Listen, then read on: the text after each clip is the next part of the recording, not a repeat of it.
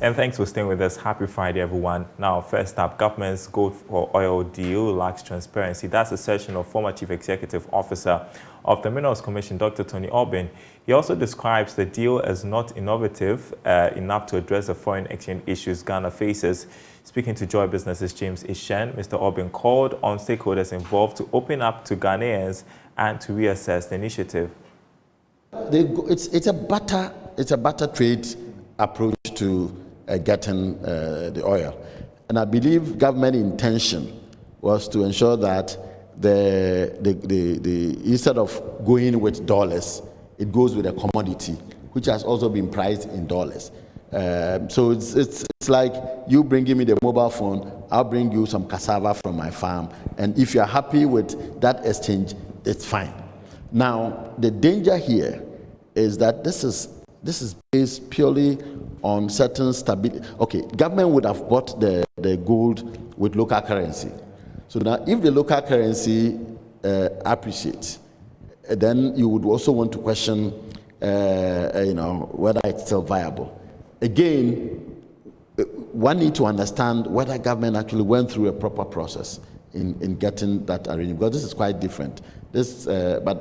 What my reading is that Parliament is still looking for the agreement to comment on or to do something with it. The thing in itself is there's nothing wrong with that.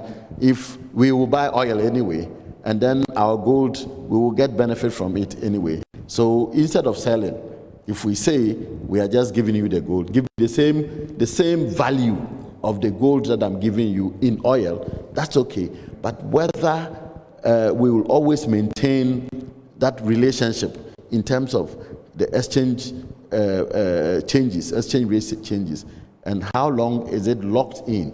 Is it that for 6 months we're going to give you gold of this quantity and you're going to give me oil of this quantity, and if oil price go down and you have locked in that amount of gold, what do you do? So that's why it needs to be transparent. People have to comment on it, but conceptually I don't see anything wrong.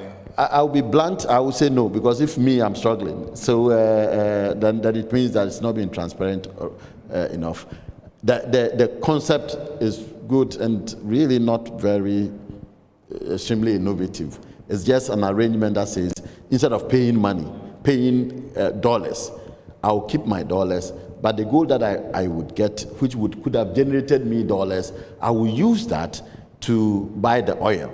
So it's the same. It's like I told you, the mobile phone and my cassava. Instead of selling my cassava to buy the mobile phone, I am giving you the cassava, the same quantity, the value, and then taking your mobile phone. You are happy. I am also happy. However, if the price of cassava goes up and I've locked in that for a period, then it means I'm paying more. You see what I mean? Or if the price of mobile phone goes down, and I've locked in some value of cassava which earlier, then I'll be losing if I still continue to give you the same. So that's why people must know how long. Is it a daily thing? Is it on spot sale, or what does it mean? So those details have to come out, and then we'll see whether there's benefit, because everybody wants Ghana to do well. Everybody wants we all want our city to be stable, our foreign reserve to be good enough, but we need to all contribute to making it the way we all want it. Now, Minister of Employment and Labour Relations, Ignatius Baffour, is calling for more investments in the cocoa value chain to boost local production. According to him, this will provide many job opportunities for the youth. He made the call when officials from the German Federal Ministry for Economic Cooperation and Development paid him a visit. There's a need for investors to invest in cocoa processing locally, so that at least if it is not 100% processing, some degree of processing that will accord our people even job opportunities to do within the cocoa value chain, and also add value to the products that we sell. So I want to plead with our good friends, our highly rated friends in our development history to also encourage their citizens who are investors to look at an opportunity of even investing in the cocoa processing value chain in Ghana. It will be a win-win situation. So finally on the issue of migration, I want to say that Ghana has in stock a very youthful population. Unfortunately, our population is being educated. Education penetration within our youth is very, very high because of the introduction of this free SHS. Most of them are ready for the job market, except that we don't have the jobs here. So we want to take advantage of this partnership and explore the possibility of finding job markets in your country.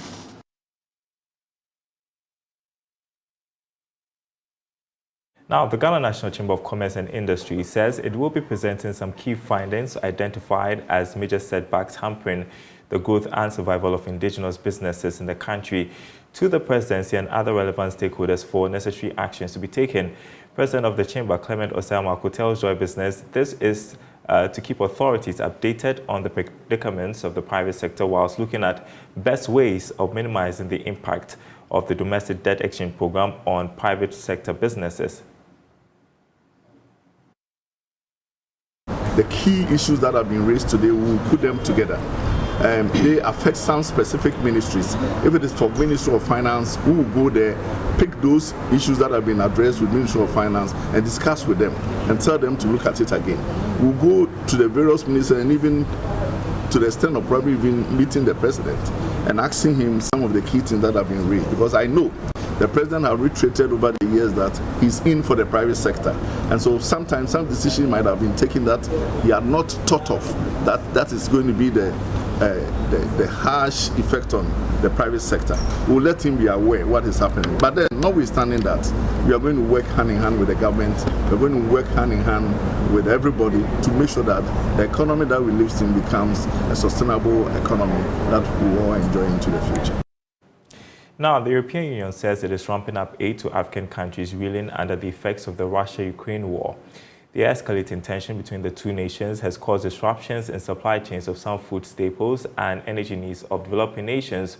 Western countries, especially those in Europe, have been criticized for beefing up military support for Ukraine whilst leaving African countries to the vagaries of external shocks.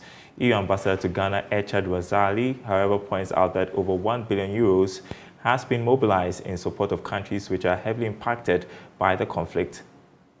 But the European Union, being the European Union, we have undertaken to alleviate the consequences, especially when it comes to food security, of the blockade organized by Russia. I think it's very important to remember that Russia organized the blockade of exportation of grain and fertilizer from Ukraine.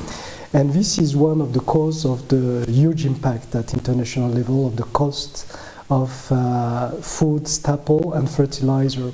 And the European Union has organized what we call an EU lane, safe lane, in order to maintain the exportation of grains and fertilizer. Besides, the UN as well, who have engaged in the so-called Black Sea Initiative, Black Sea Grain Initiative. So while condemning the invasion, while supporting the Ukrainian state to face the aggression, the European Union has maintained its attention on other aspects of the conflict or the consequences of the conflict which can impact the international community, especially Africa. And I have to say that when it comes to Africa, the European Union has, on top of that, mobilized 1.6 billion euros in terms of food security for the most affected region. Horn of Africa, Sahel region, Southern Africa, and Ghana benefited out of it as well. The Munich Security Conference is just rounding off, and that dominated discussions, the war. And what's unique to us here in Africa, and especially Ghana, is about the intervention that was made by our President president and his commentary on what's happening between Russia and Ukraine, he seems to suggest that the West has turned all of its focus onto Ukraine, leaving the other side, which is Africa, to suffer the disruptions in supply chains. And we're seeing the consequent effect on our economy here in Ghana as well. No, I think it's a misperception, because, as I said, when the food crisis erupted across the globe, Right. European Union has maintained its attention to other corners of the globe. Not everything is related to Ukraine, including when it comes to the EU. EU has maintained this dialogue with the countries of Middle East and Northern Africa, and is maintaining its attention and focus interest to support African nations to weather from this. So we have mobilized, as I said, 1.6 billion euros. It's not nothing. We have increased, because there are other situations, not in Ghana, Right. other situations in Africa of humanitarian magnitude in terms of humanitarian crisis. We have increased dramatically our support for these situations, like in Horn of Africa or in Sahel, for example. And I think it's not the reflect of the reality. We are very much supportive of the effort of Ghana when it comes to regional peace and stability. The presidents know that. We are very supportive as well of finding solutions to alleviate the debt sustainability issues in Ghana and elsewhere. So I think there was an emphasis Right. on Ukraine, there still is, but this is not done to the expense of other situations or other areas of interest. And most importantly, Africa is and remains a key partner to the EU. This is the reason why the engagement is constant. This is the reason why President Akufo-Addo has been invited to Munich Security. If Africa didn't matter, President Akufo-Addo would not have been invited. If Africa did not matter, President Charles Michel would not have visited Ghana Right. in November. If Africa did not matter, Charles Michel would not have attended the Africa Union Summit a few days ago. So I think these are emphases of interest. Ukraine is dragging a lot of interest, energy, attention, but not to the expense of other partnerships. EU Ambassador to Ghana, Echad Rosali, speaking there to Blessed Suga on Foreign Affairs. The full interview airs tonight at 10 as we mark 1 year since Russia's invasion of Ukraine. In other news, the cost of building materials like cement continues to surge on the market, with cement, for instance, now selling between 76 Ghana cedis and 96, depending on the brand you purchase. Some dealers at Malangbawi here in Accra say the high cost of the materials has slowed down business, as majority of their clients now come in to purchase the materials in smaller quantities. On this week's episode of the Joy Business Shopping List, they explained to my colleague Beverly Broom how dire the situation has become. So this week on the Joy Business Shopping List, we take a look at the prices of some building materials we have on the market. What has the price difference been from last year till now? We would engage some of the business owners in the industry to find out more. 5 inches. Okay. And then we have 6 inches. Now, the 5 inches, we have the old mold, which is 9 inches by 18. That's 9 inches by 18. That one is 60, is 50 pesos for one. Okay. Both hollow and solid. Previously, how much were you selling it? Oh, last year we were selling 360, 340. So 3 cedis, 40, 3 cedis, 50 pesos. And now it's 6 cedis, 50 pesos. that's double the amount. Yes. Because that time cement was 35 and 40 cedis. Now it's 95. What we are using now, Dangote, is 95 cedis. So you see the price is double. We were buying the sand at 800 and now it's 2,200. here per truck. And then we have the 6 inches, 9 by 18.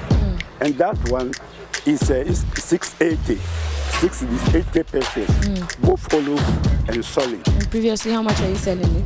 It was about 4 cedis. But how has the business been? As you know, after the sales they that dropped down. When things are doubled, look at the prices. I even double. People can buy. 1,000 blocks is now about 6,000 and 6,500. So it's hard for people to buy 1,000. Formerly, somebody can even buy 2,000, 3,000 at a time. But now, when they come to buy 500,000, that's all. So formerly, I was using 2 machines to work. We are now using only 1 machine with only 3 workers. But at first we were having 11 workers, 5 here, with 1 secretary. Now I don't have secretary. I can't pay him because the sales is all going. And I can't maintain 2 machines to work at a time with these prices. I have Gasset, 32.5 R, and I have Diamond. Also, the grade is 32.5 R, and I have Gasset 42.5 R. These are the differences. So I said these 3 blind, and for me here at my shop here, at times the Gasset go get 32.5 R go 82 or 81, and then the Diamond also come the same as 80 or 81, but the 42.5 R Gasset it go as I can 90 or 91. But previously, cement is being sold around 52, 53.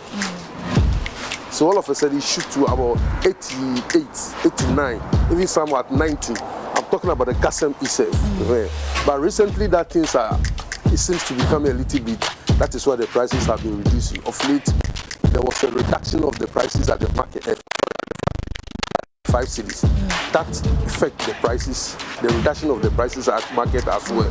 That is why we are having these current low prices at the market because of the reduction from the factory.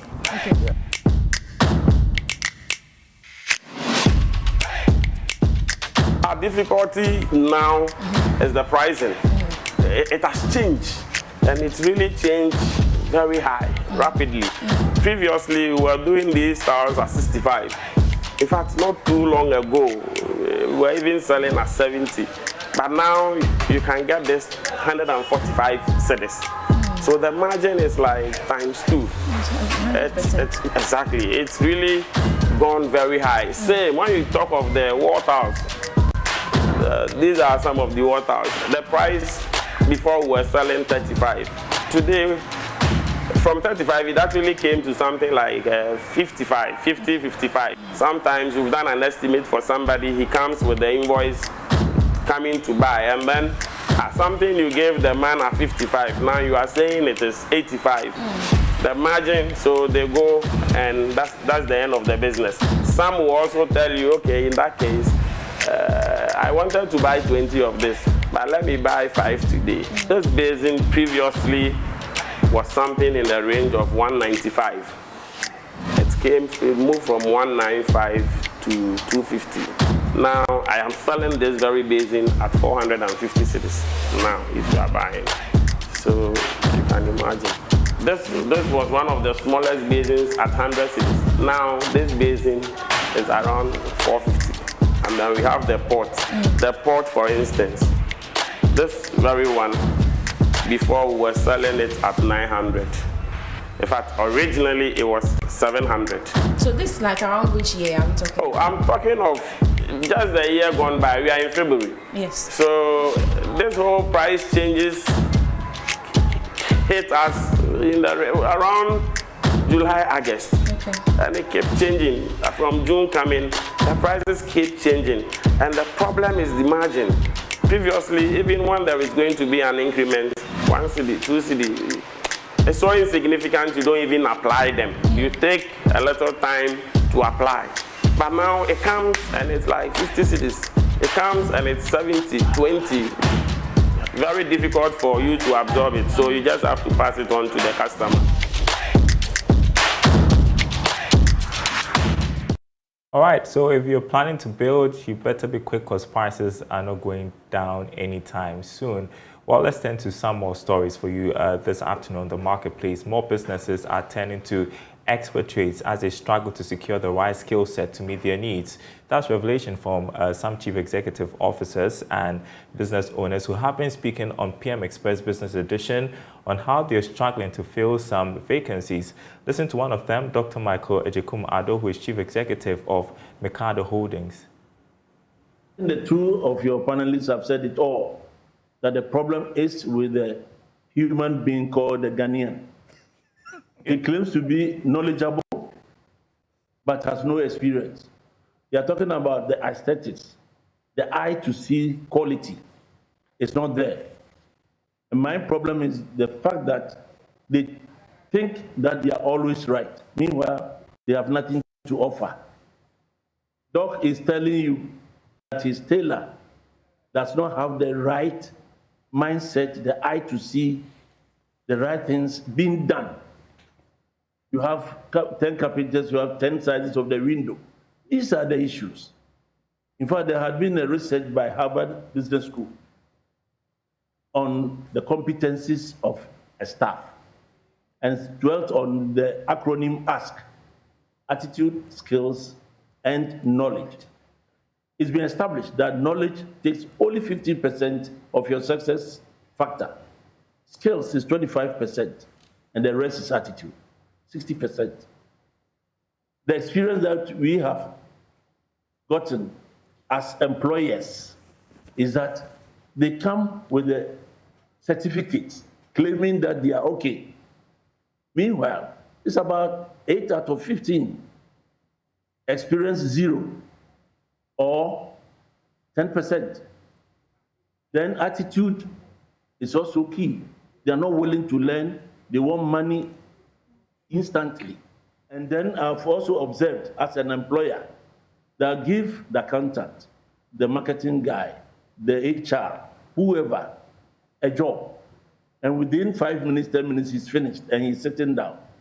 Why? Because you haven't given him extra load of work to do.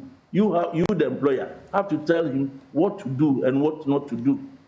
And it's so frustrating that you wish to go for an expatriate.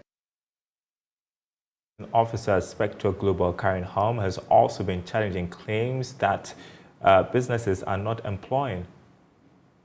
Not a lack of jobs, especially in the construction sector.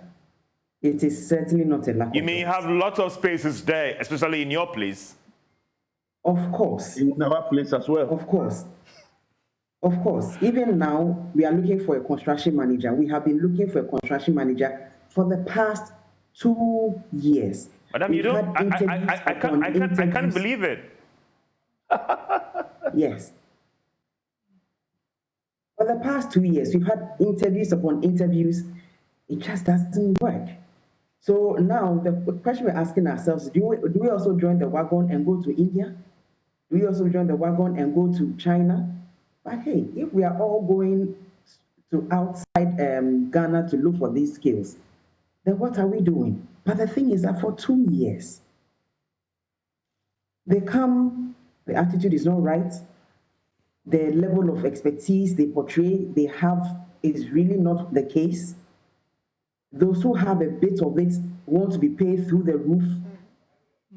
I mean, so what do you do as a business owner who also have customers and clients to satisfy? Because the customer is looking for value for money. In my space of building construction, it's a very high investment field. So when someone entrusts you with their hard-earned money, you had better deliver and give them a good job. All right, and that ending the marketplace this Friday afternoon. Thanks for watching, everyone. My name is Daryl Kwawu. We'll leave you with the Money Lab episode for today.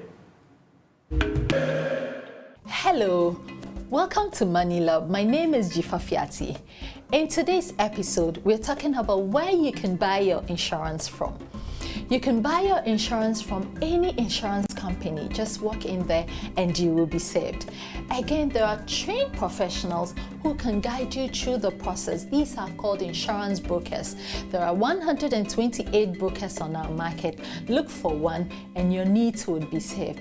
Again, we have trained agents all over the place. You can identify them with National Insurance Commission ID card. Make sure you get them and you buy your insurance. Go to your bank. Yes, your bank. Your bank does have insurance policies tailored for you. Again, in this age of technology, you can get insurance from websites. You can also use the short code developed by insurance companies to purchase your insurance. Make sure you are protected. Bye for now.